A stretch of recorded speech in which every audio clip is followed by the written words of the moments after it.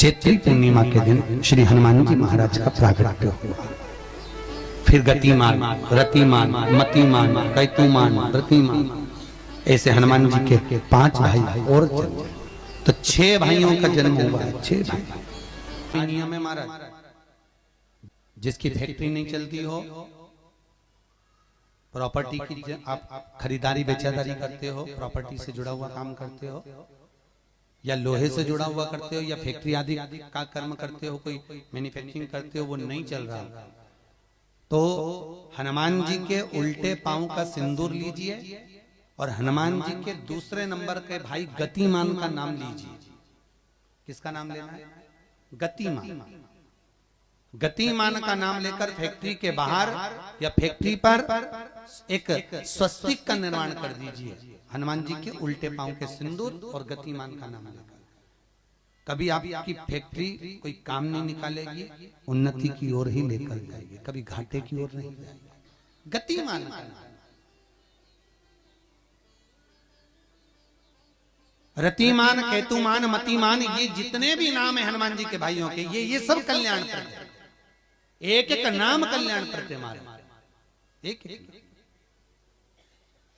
यदि बच्चे को सर्दी ज्यादा होती है, निमोनिया ज्यादा होता हो, ठंडा का कोटा ज्यादा रहता हो, तो पीपल के 5 पत्ते महाराज उस पे घृत लगाकर हनुमान जी के तीसरे नंबर के भाई व्रतिमान का नाम लेकर, व्रतिमान का नाम लेकर बच्चे की छाती पर एक वस्त्र से उसको बांध दीजिए, रात्रि भर बंधे रहने दीजिए महाराज। तो बस एक बार बांधना है, उसके बाद सर्दी का कोटा नहीं रहता महाराज, बच्चा स्वस्थ अपने आने में।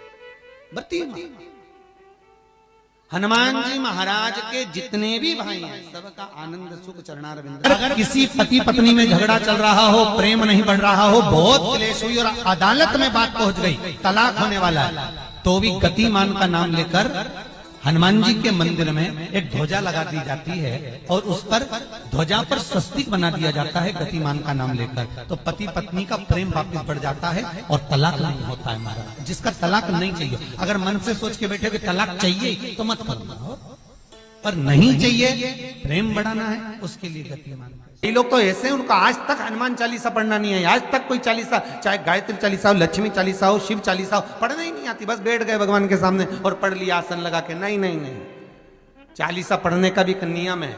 अगर कोई लक्ष्य लेकर पढ़ रहे हो तो उसका एक नियम है।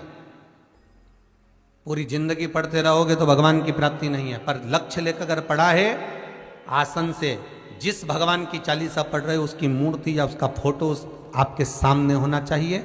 एक घी का दिया, अगर हनुमान चालीसा पढ़ रहे हो तो या तो घी का दिया जलाओ, वो भी गाय के घी का हो, भैंस के घी का मत जलाना। हनुमान जी कभी प्रकट नहीं होंगे भैंस के घी से।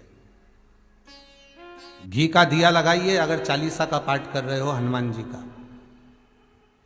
और बहुत ज्यादा संकट है, बहुत ज्यादा परेशानी है, तो हनुमान चालीसा का पाठ करो तो तिल्ली के तेल का दिया लगाओ, काली तिल के तेल का दिया, तिल का तेल का दिया हनुमान जी के सामने आसन बिछाकर। बहुत तकलीफ है तो 3 पाठ प्रतिदिन करो और एक आसन से जितने समय 9 बजे अगर आप बैठते हो पाठ करने तो 9 बजे ही बैठना है। 11 दिन तक प्रतिदिन 3 पाठ रोज करो। एक पानी का लोटा, कलश, तांबे का जल अर्थात तांबे का लोटा हो, स्टील का लोटा हो, तुम्हारे पास जो कलश हो, उसमें जल भरकर एक सिक्का उसमें पटक कर, एक लौंग पटक कर प्लेट से ढक कर रख दो और प्रतिदिन बस टाइम पर बैठकर पाठ करो। 11 दिन पूर्ण होंगे, जिस कामना से आपने पाठ करा है, बस वो सिक्का, वो लौंग कलश में से निकाल लो, जल का आचमन करो और जिस काम के लिए करा है वो जल उस प्रयोग में ले लो।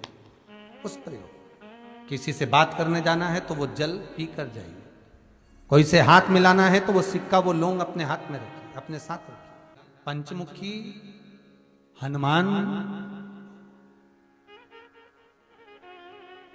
का एक स्मरण, पंचमुखी हनुमान का एक भाव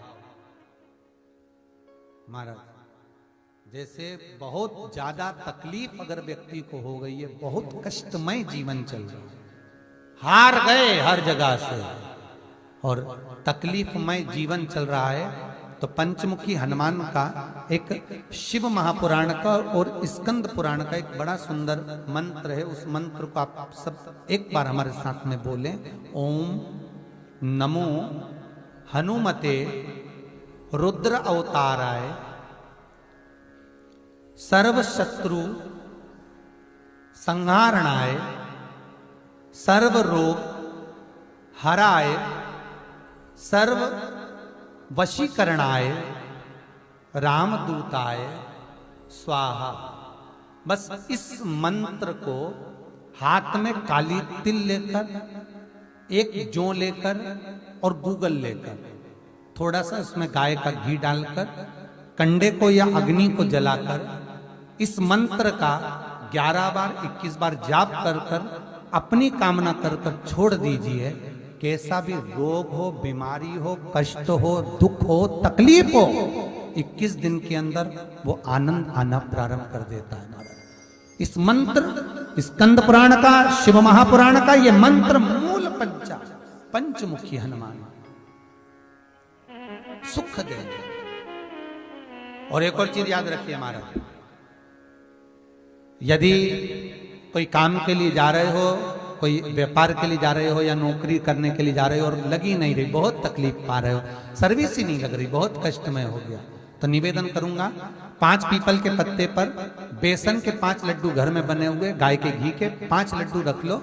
उस लड्डू के बीचों बीच एक आटे का दिया और उसमें तिल्ली का तेल डालकर इसी मंत्र का प्रयोग कर कर पंचमुखी हनुमान का किसी भी हनुमान के मंदिर में जाकर, दक्षिण मुखी हनुमान के मंदिर में जाकर उसको रख कर आ जाइए। इसके बाद आप उस काम के लिए जाइए, आपका काम सफल हो जाएगा। आपको किसी को नहीं कहना पड़ेगा कि हाथ जोड़ना नहीं पड़ेगा, किसी के पांव नहीं पड़ना पड़ेंगे, तुरंत काम होगा। बस इस मंत्र का स्मरण कर कर पंचमुखी हनुमान का भूतेश्वर जो मंत्र है वो सुख देने वाला। ये लोग तो ऐसे, उनको आज तक हनुमान चालीसा पढ़ना नहीं है, आज तक कोई चालीसा, चाहे गायत्री चालीसा हो, लक्ष्मी चालीसा हो, शिव चालीसा हो, पढ़ना ही नहीं आती। बस बैठ गए भगवान के सामने और पढ़ लिया आसन लगा के। नहीं नहीं नहीं, चालीसा पढ़ने का भी एक नियम है। अगर कोई लक्ष्य लेकर पढ़ रहे हो तो उसका एक नियम है। पूरी जिंदगी पढ़ते रहोगे तो भगवान की प्राप्ति नहीं है, पर लक्ष्य लेकर अगर पढ़ा है आसन से, जिस भगवान की चालीसा पढ़ रहे हो उसकी मूर्ति या उसका फोटो आपके सामने होना चाहिए। एक घी का दिया, अगर हनुमान चालीसा पढ़ रहे हो तो या तो घी का दिया जलाओ, वो भी गाय के घी का हो, भैंस के घी का मत जलाना। हनुमान जी कभी प्रकट नहीं होंगे भैंस के घी से। घी का दिया लगाइए अगर चालीसा का पाठ कर रहे हो हनुमान जी का। और बहुत ज्यादा संकट है, बहुत ज्यादा परेशानी है तो हनुमान चालीसा का पाठ करो तो तिल्ली के तेल का दिया लगाओ, काली तिल के तेल का दिया, तिल का तेल का दिया हनुमान जी के सामने आसन बिछाकर। बहुत तकलीफ है तो 3 पाठ प्रतिदिन करो और एक आसन से जितने समय 9 बजे अगर आप बैठते हो पाठ करने तो 9 बजे ही बैठना है। 11 दिन तक प्रतिदिन 3 पाठ रोज करो। एक पानी का लोटा, कलश, तांबे का जल अर्थात तांबे का लोटा हो, स्टील का लोटा हो, तुम्हारे पास जो कलश हो उसमें जल भरकर एक सिक्का उसमें पटक कर, एक लौंग पटक कर प्लेट से ढक कर रख दो और प्रतिदिन बस टाइम पर बैठकर पाठ करो। 11 दिन पूर्ण होंगे, जिस कामना से आपने पाठ करा है बस वो सिक्का, वो लौंग कलश में से निकाल लो, जल का आचमन करो और जिस काम के लिए करा है वो जल उस प्रयोग में ले लो। उस प्रयोग, किसी से बात करने जाना है तो वो जल पी कर जाइए, कोई से हाथ मिलाना है तो वो सिक्का, वो लौंग अपने हाथ में रखिए, अपने साथ रखिए। राम जी महाराज जब गए, हनुमत चरित्र कहता, राम जी महाराज जब जाने लगे तो उन्होंने हनुमान जी से कहा कि तुम क्या चाहते हो। हनुमान जी बोले मेरे को जाना है, क्योंकि जहां राम वहां हनुमान। हनुमान जी जब कहने लगे कि मेरे को जाना है तो राम जी महाराज बोले नहीं नहीं हनुमान, तुझे सबसे ज्यादा प्रिय क्या है? तो कह राम।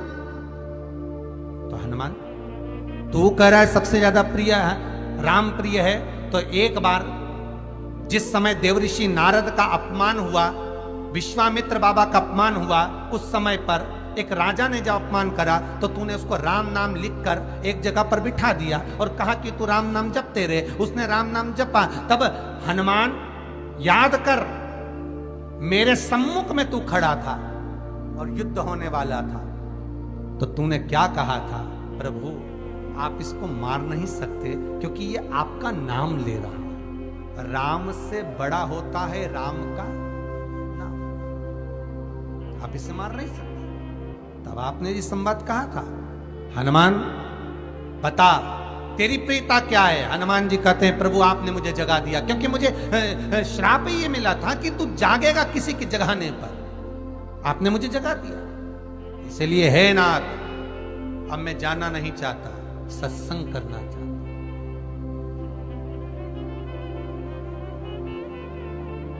श्री राम जी का चरित्र, अब मैं सत्संग करूंगा, भजन करूंगा, नाम जाप करूंगा। पर राम जी जानते हैं हनुमान से कहा, हनुमान मेरा जाने का समय आ गया, मुझे तो जाना पड़ेगा ना। सीता पृथ्वी में चली गई, मुझे भी जाना है। मैं सरयू के जल में अपने प्राणों को त्यागूंगा, मानव का शरीर है, इसको त्यागना तो पड़ेगा ना हनुमान। हनुमान जी बोले तो त्याग दो, त्यागने में क्या दिक्कत है, त्यागो आप तो। पर दिक्कत एक बहुत बड़ी है। तो राम जी ने जैसी कहा दिक्कत बहुत बड़ी है, तो हनुमान जी पूछे ऐसी कौन सी दिक्कत है? हनुमान जी के शब्द सुने तो राम जी बोले, जब जिस समय पर तुम सूर्य को निगल गए थे, इंद्र को क्रोध आया था और इंद्र ने तुम पर वज्र का जब प्रहार करा था, जब वज्र का प्रहार इंद्र ने करा तब तुम्हारा नाम हनुमान हुआ। तब सारे देवी देवताओं ने तुम्हें वर प्रदान करा। उस जगह पर यमराज भी खड़ा था, तो यमराज ने तुम्हें वर दिया था कि जहां हनुमान होगा वहां यमराज नहीं होगा। अब दिक्कत यह है कि मुझे प्राण त्यागना है और तू मुझे 1 मिनट के लिए नहीं छोड़े तो यमराज आएगा कैसे? दिक्कत वहां अड़ी पड़ी।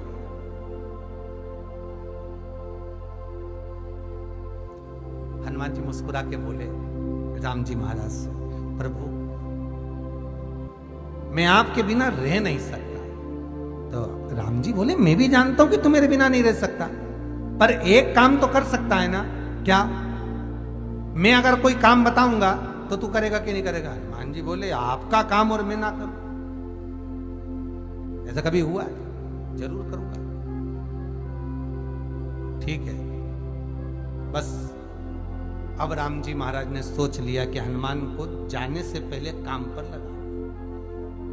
अब वो कौन सा काम था? बोलो रे भाई। हनुमान जी को कहां काम पर लगाया राम जी ने? किस जगह पर काम पर लगाया? अरे सभी ने रामचरितमानस सुनी है, खूब सुनी, जल्दी बताओ। राम जी महाराज ने प्राण त्यागते समय, सरयू जी में प्राणों को देते समय राम जी ने हनुमान जी को किस काम में लगाया था कि राम जी ने अपने हाथ की एक मुद्रिका जिस पे राम लिखा हुआ था, वो मुद्रिका एक अयोध्या की एक सरंग में जमीन में डाल दिया और हनुमान से कहा जा जरा ढूंढ के लेके आ, मैं अभी घूम कर आया। और हनुमान जी तलातल रसातल भूमि के नीचे पताल में चले गए उस मुद्रिका को ढूंढने के लिए जिस पे राम लिखा है। और हनुमान जी पूछते भी जा रहे राम कहाँ है? राम की मुद्रिका पड़ी थी, राम की अंगूठी है। अब राम का ही सत्संग करते करते जा रहे थे और राम जी चले गए सरयू, क्योंकि हनुमान अगर होगा तो यमराज नहीं आ सकता। हनुमान को यहां से हटाना पड़ेगा तब यमराज लेने के लिए आ सकता, तब यम आए। और क्योंकि यम अपने नियम को धारण करेगा, चाहे कृष्ण हो चाहे राम। पंचमुखी हनुमान का एक स्मरण, पंचमुखी हनुमान का एक भाव। महाराज जैसे बहुत ज्यादा तकलीफ अगर व्यक्ति को हो गई है, बहुत कष्टमय जीवन चल रहा है, हार गए हर जगह से और तकलीफमय जीवन चल रहा है, तो पंचमुखी हनुमान का एक शिव महापुराण का और स्कंद पुराण का एक बड़ा सुंदर मंत्र है। उस मंत्र को आप सब एक बार हमारे साथ में बोलें। ओम नमो हनुमते रुद्र अवताराय सर्व शत्रु संहारणाय, सर्व रोग हराय, सर्व वशीकरणाय, रामदूताय स्वाहा।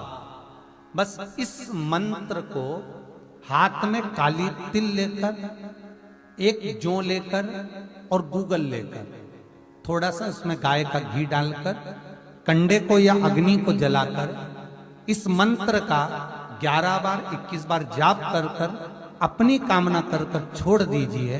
कैसा भी रोग हो, बीमारी हो, कष्ट हो, दुख हो, तकलीफ हो, 21 दिन के अंदर वो आनंद आना प्रारंभ कर देता है।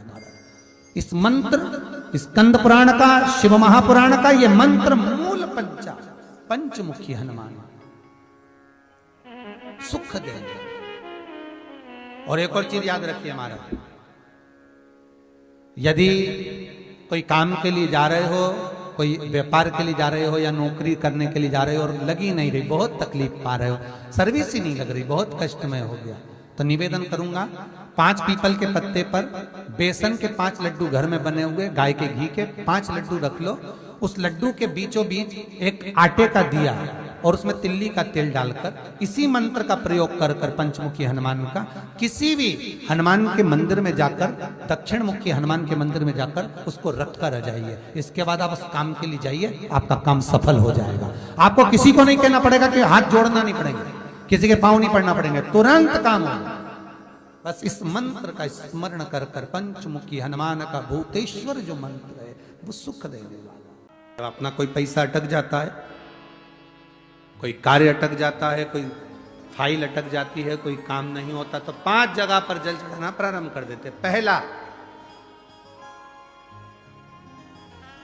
ये शिवलिंग जलाधारी, बीच में अशोक सुंदरी का स्थान, 5 जगह पर हम जल चढ़ाना प्रारंभ कर देते हैं जब कोई काम अटकता। पहला गणेश जी के स्थान, दूसरा षडानंद कार्तिकेय का स्थान, तीसरे नंबर पर अशोक सुंदरी का स्थान, चौथे नंबर पर जलाधारी के चारों तरफ, और 5वां शिवलिंग का स्थान।